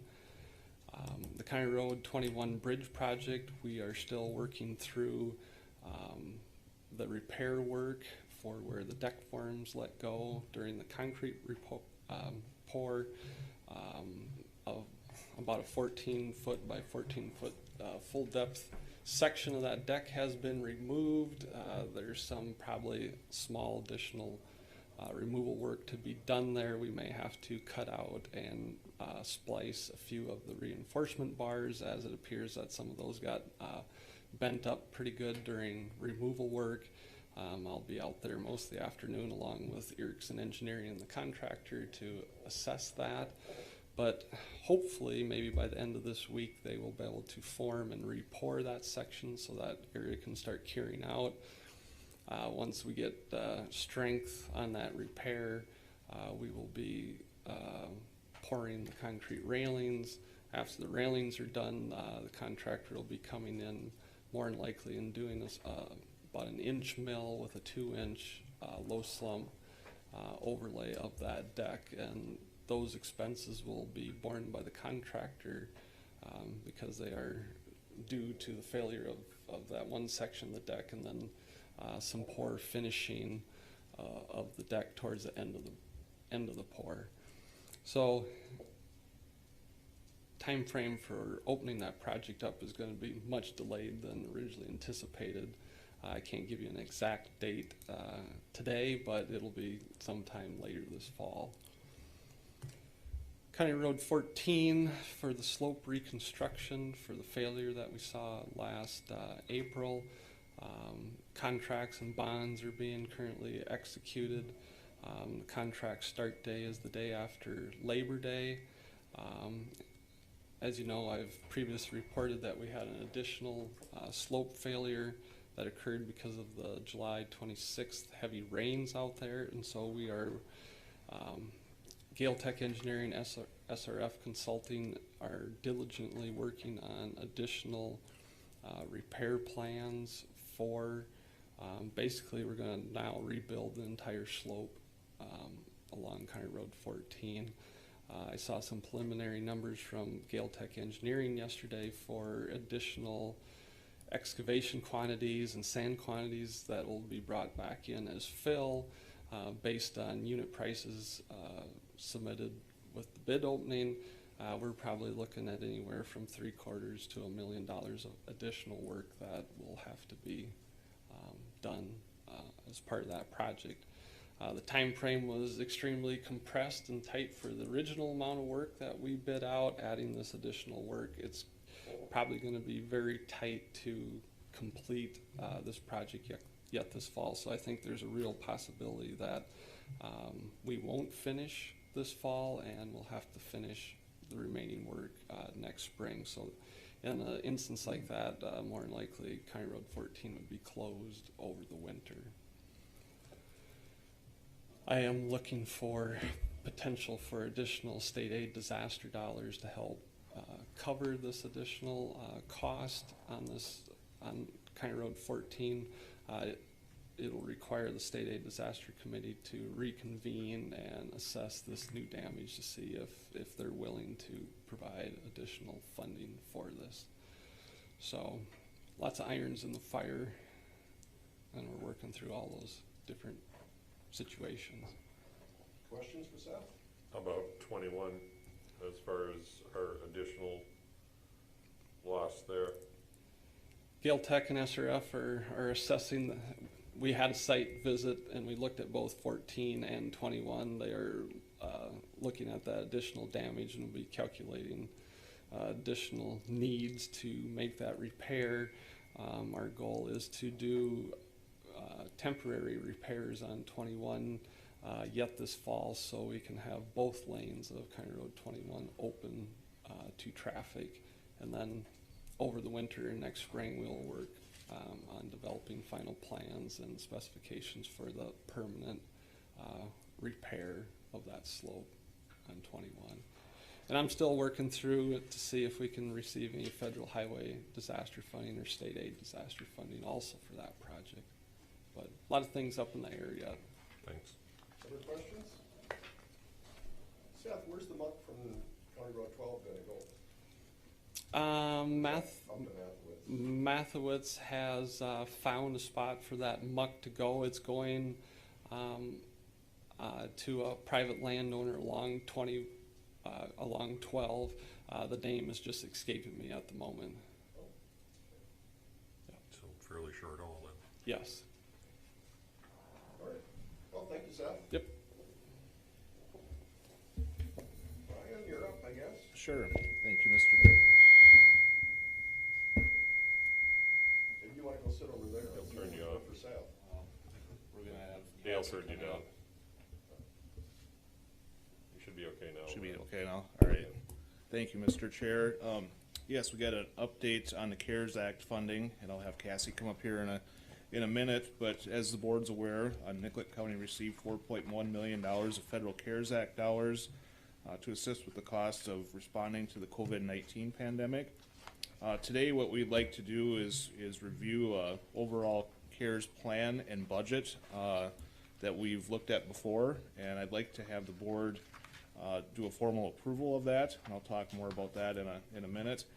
And then we also have 3 programs that we're ready to go ahead and start, providing assistance to families and individuals and businesses, I guess, too, that we'll talk about as well. First part I'd like to review that's in your packet is the overall CARES Act funding plan and budget. Again, we've looked at this in the past. We've designated 50% of the funds for reimbursement of county expenses related to the COVID pandemic. Those are all the items on the top portion there. You can see we've dedicated funds to public health response, county payroll costs, building modifications. We've had a lot of technology that we've had to purchase, and you can see other eligible expenditures there as well.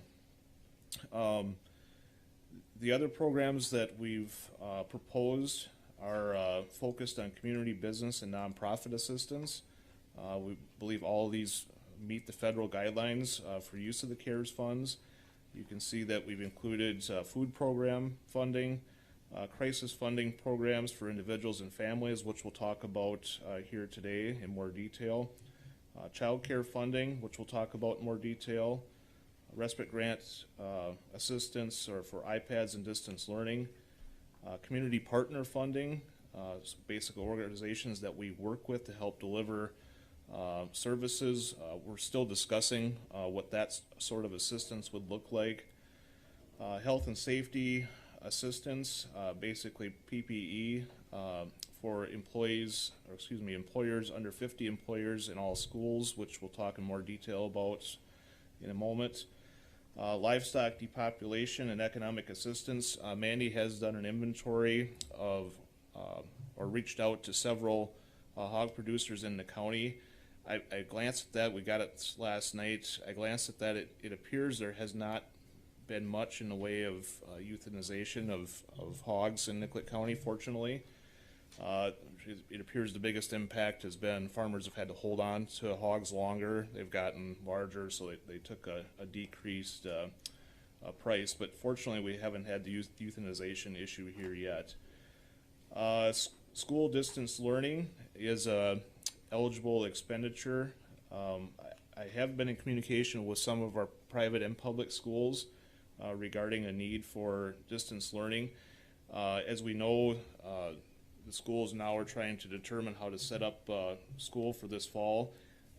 It appears that there is going to be CARES Act dollars coming from the state, I believe, to help assist, possibly from the federal government as well. In my communications with other counties, they are reaching out to their schools, but most counties are planning to wait to see what type of funding the schools do get to help with this fall and distance learning. And then as we get farther into the fall, and if there's an identified gap in funding, to possibly come in and assist those schools. So that seems to be the approach most counties are taking. Business assistance grants, we've talked about this in July. I'm still working, or Heather and I are still working on developing a plan and bringing that forward. At this point, any program we roll out, I would suggest we do it in approximately mid-September. Partly, if we do any of the administration in-house, that we need to really wait till the budget is done and get that off our plate. But business assistance programs from counties are really all over the board. Some counties are doing them. Some counties are waiting till later this fall. Others are rolling them out now. I would say a majority have not put one out yet. There's a handful across the state, but I anticipate in the next month there will be many more. Of the 87 counties, I would say over half will probably do some sort of assistance program for businesses. So I do plan to provide additional information on that at upcoming meetings. And then we have really about 300,000 of funds earmarked for just other expenditures.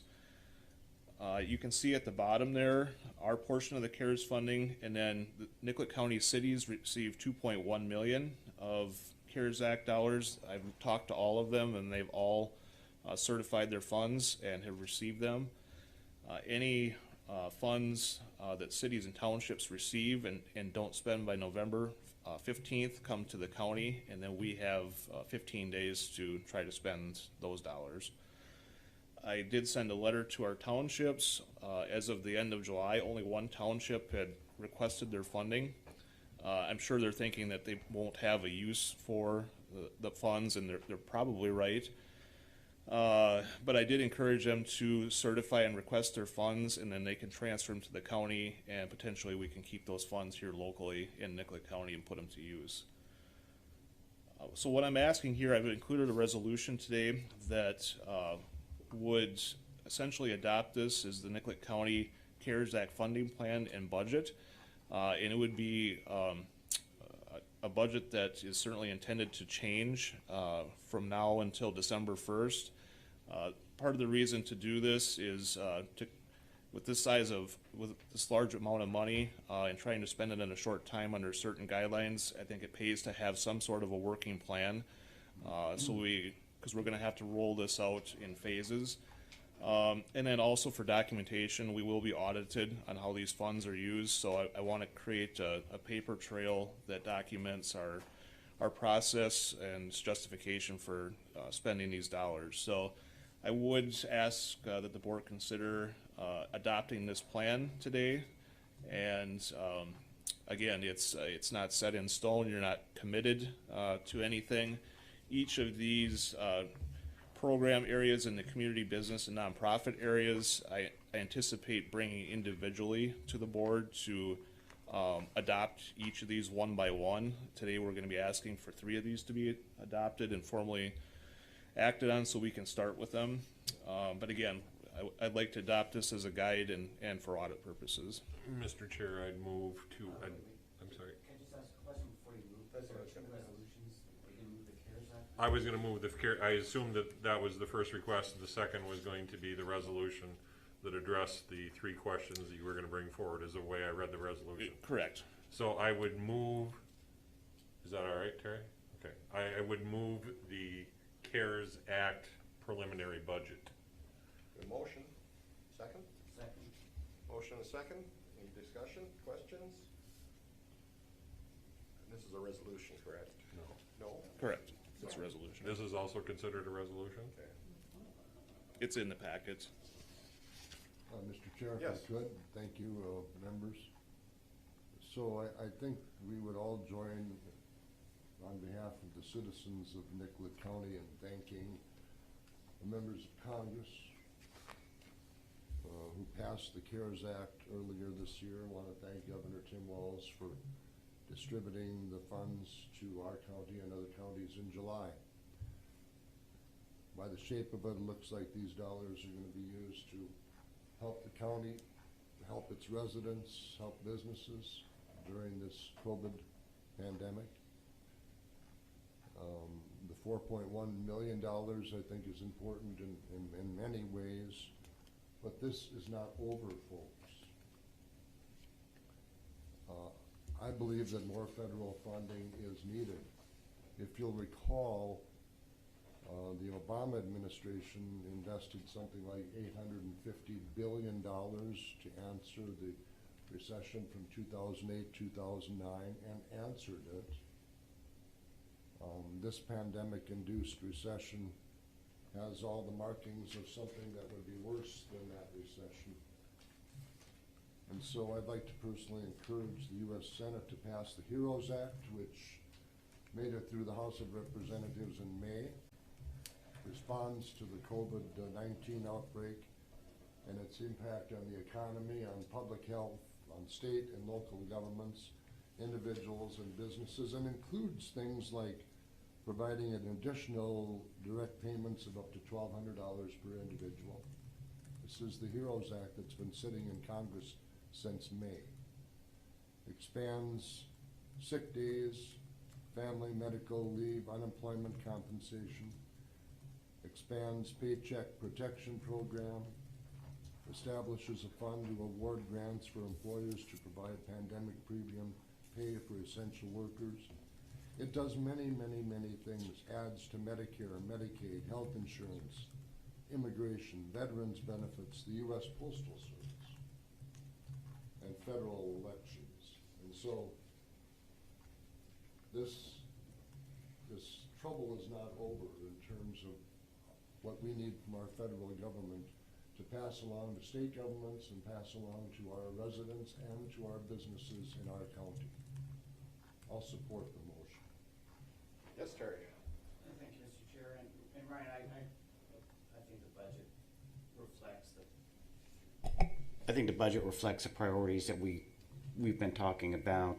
I do have a little concern that evictions will eventually start increasing given the end of a ban on evictions. So I know that you're open to looking at the crisis funding program and if that needs to be increased in the food program. And Commissioner Kemp, I just wanted to clarify what we're doing is we're passing the resolution approving the CARES Act funding plan and budget. Yes, that was my intent. They were out of sequence to me, so I found it. So And with that resolution and action, it includes that the plan and budget may be amended by the county board at a later date as guidance, need, and circumstances change. So, well, and we may have proceeds that we don't know we're gonna have also, so we tweak all of it. More discussion? really, most of these numbers are just a guess, and we'll be talking about eviction here in a second. Yeah, we have a lot of flexibility here. To move these dollars around. Okay. That was our intent. More questions? Otherwise, call the roll. Kemp? Yes. Morrow? Yes. Lipke? Yes. Brown? Yes. Kohler? Yes. Okay, next subject? So next item related to this, I'll have Cassie step up. We've been working on developing programs related to the budget you just approved. The first ones we'd like to roll out are in the areas of crisis funding, child care assistance, and health and safety assistance. And you've got handouts here with the general guidelines and policies regarding all these programs that Cassie and her staff have been working on. And these are fairly common programs that we've seen really across the country related to CARES Act funding and county involvement. So I'll let Cassie explain each of these, and we'll be asking for approval to start or move ahead with these. Hello again. If we could start with the health and safety supply assistance, that's our most simple. So our plan with this request would be to be able to provide PPE and other safety supplies for any organizations or businesses with fewer than 50 employees in our county. And we would exclude schools and healthcare from that 50 employee requirement. Our plan to be able to streamline this would be to do this in waves. So we would do application periods of 2 weeks at a time, in which we would ask organizations to fill out a quick application indicating what their need is for a list of items, as well as any additional items they might need that we're not including. We would look at our current inventory, what we're able to get, and then arrange an allocation and pickup time for those supplies, and then push out the next wave. We feel like that would be the most equitable way to serve all of our organizations across the county. Questions? I just will add to this. We've already been, as Cassie updated, Health and Human Services have already been providing a lot of PPE, really since day one of the pandemic. What we're hoping to do here is to make this more of a formal program to help market it, to let people know it's available. to try to equitably provide the supplies that we have at any given time. We fully anticipate probably having multiple application periods throughout the fall here to provide this assistance. And again, having an application process, it's a very simple application. It helps create that paper trail for us to document for audit purposes. Question. Yes. When you are talking about schools and healthcare, what's healthcare defined as here? Any employer that is providing healthcare with less than 50 staff, is that? I think we had in mind hospitals and long-term care facilities. So skilled and non-skilled nursing? Mhm. So those that are being provided for by the coalition or Right. others Just would because- probably not be included in that.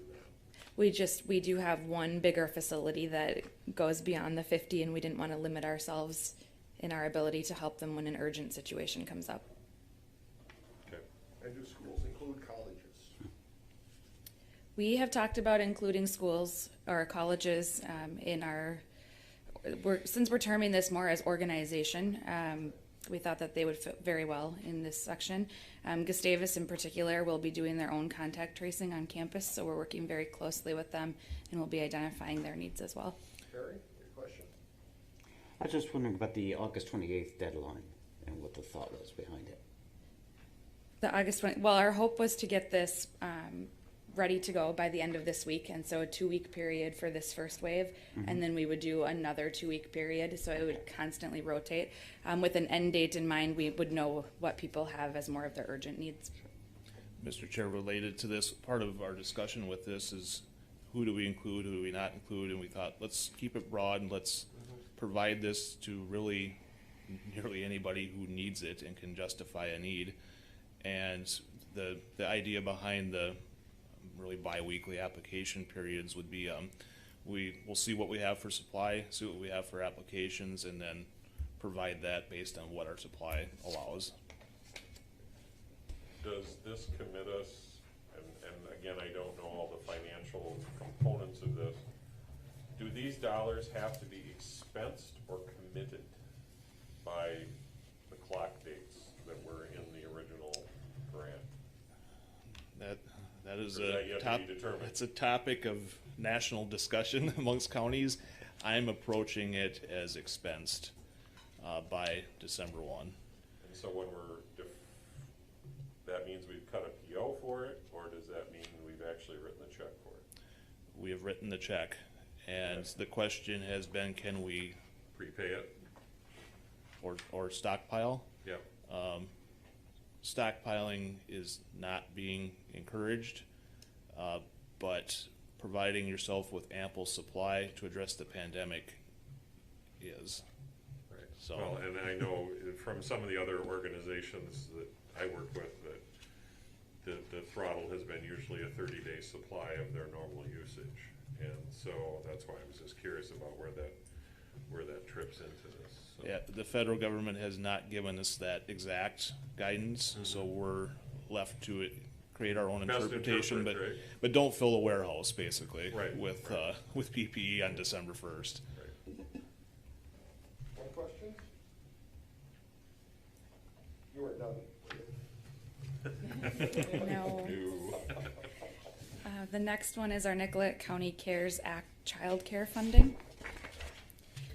So the purpose of this procedure would be for us to be able to allow some funding to families who are struggling to pay for their child care needs due to crises related to the pandemic. We do have regular county child care assistance dollars, and we don't have a waiting list generally. Those funds are available. However, the income requirements that are tied to that are difficult, and we tend to miss a group of people who are likely in need of these funds. Our plan would be that this payment would be $600 per child, capped at $1,800 per assistance unit. And you'll note assistance unit is the term used frequently, and because we may have families who are not living in one household. So our plan would be to work with child care facilities within the county to reimburse them the funding that would generally be coming from families. I'll just note on the second page, situations that allow for payment, again, it all has to be tied to COVID-related circumstances that warrant eligibility. What makes this program unique is that it's not tied to the federal poverty guidelines, and so we aren't sure as to the number of applicants that we may have. Okay. More questions, or are we, yes, Terry? Hi, Cassie. Cassie, under the effective part up at the top, why do we say married couples? It says code CARES funding will be used to meet the needs of eligible individuals, married couples, or families. But the eligibility, it's paid per kid. Right. So I'm not sure why we're designating. I believe that language probably came from some of our other eligibility programs, so that's definitely something that we can modify. Yeah, I think so. Yes. And, it's interesting because I've never seen the term assistance unit before, and I'm sure that's the state-of-the-art term that gets defined at the bottom of page 1. So I was just wondering if we could just say the assistance unit above. Right, and maybe define assistance unit. That might. And you do. You define it at the very bottom of the first page. Right. Yeah, maybe we can just move that section to the top. Yeah, that would work. Yeah, this program and the next one you'll hear about, I believe, are somewhat modeled over existing programs that we have. What we're doing here is expanding the eligibility really to include opportunity for funding related to COVID. And we also want to streamline it so that we're not going back and forth with families trying to get more information or determine what qualifies. We want it to be very clear so they know if they qualify or not, and we want to get the money out to them quickly, as most of these things will pertain to things like eviction or crisis. It was probably me overreading it. I just didn't want to suggest that, say Martha and I are married, we both can get the $600 per kid separately. So Right. That's what I'm saying. It doesn't Yes. matter that. Correct. So you can be an individual if you want to be, or you can be a married couple if you want to be. I'm just saying it doesn't matter. It shouldn't matter, but I don't want to give the impression that Arguably, if you got two families people, covers you all get of more it. than if you got one person. It's based on the kid, not based on. And that was a change that we just made in the last few days. Yeah. Because it got difficult looking at household, and so we can update the language at the beginning to reflect that. Anything else? Is there a motion? I Got not yet. one more. got a third item here. Oh, I thought there would be, so there's only one more motion? or- Yeah, there'll be a resolution to adopt these. Okay, all works, okay. Then we have the Nicollet County CARES Act Crisis Assistance. And this program is something to help with housing, appliances, utilities, transportation, and funeral costs related to crises due to the pandemic. One thing that we looked at when looking at this program specifically was that our emergency assistance procedures, again, are very limited. Looking at that 200% of the federal poverty guidelines, we tend to miss a population of people who would be in need of assistance. So this program would be expanded, so going to 275% of the federal poverty guidelines. It would eliminate the requirement that you show that you used 50% of household income on basic needs in a 60-day period.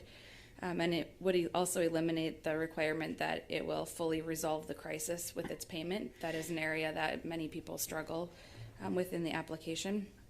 We are requiring that individuals apply for our county's emergency assistance and general assistance first. We understand that many people who apply won't qualify, but if they did, they would get the county assistance first, and we would look at whether or not they would need additional funding through the CARES program to bridge the crisis. For some people that facing eviction or needing to move, that might include a first month's rent, security deposit, things that we wouldn't normally be able to cover with emergency assistance. If somebody didn't qualify for the emergency assistance, we would then look at separately funding them just through the CARES program for those areas that we could include. We moved it to 275% just as kind of our first round. Again, we don't know how many people will apply for this, and so we thought it might be something that we need to talk about again and move to 300% if we find that we're missing another category of individuals. Just for our reference off the top of your head, what is the poverty level number?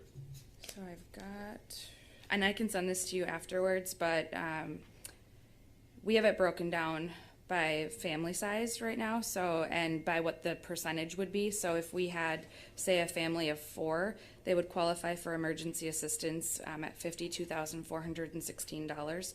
And with this, they would qualify up to $72,050. And I can send that chart to the group as well. Yes, Terry. Yeah, you knew it was gonna be me. I'm sorry. Under appliances, 2 estimates are required by a licensed, it's on the bottom of page 1. Could we say repair company, repair something other than repairman? Yes, we can do that. On page 2, under maximum county payment, I'm envisioning that people could submit separate items. You know, this month it's my furnace, next month it's my car. Our intent is that the total amount that would be available to an assistance unit would be $4,000, or is it Yes. $4,000 per payment? It would be $4,000 total for the CARES program. Okay, so let's put assistance unit instead of household there. Sure. And then, yeah, I think it's maybe $4,000 total, or as opposed to per payment. Sure, we can update that. I think that's all I had. Anybody else? Okay, go on. I think that's all I had. Yes. That's Terry. Denny. I would make the motion to accept the resolution, including the amendments discussed during this meeting, which are really procedural and doesn't change the heart of where we're going. That's my motion. Second. And a second?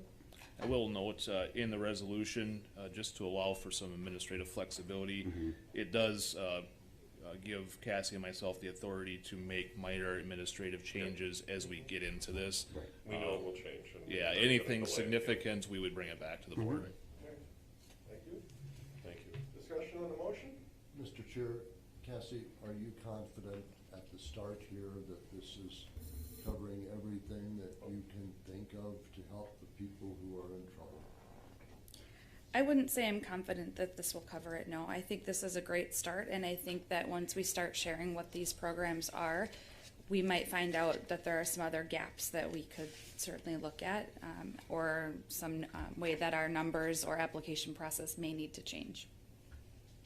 Terry? Do we have the personnel and staff to administer these programs as they're written currently? That is our struggle, because we are requiring people to apply for emergency assistance.